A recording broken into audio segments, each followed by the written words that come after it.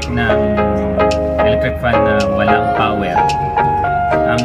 una natin gawin, tatlo kasi yan para malaman natin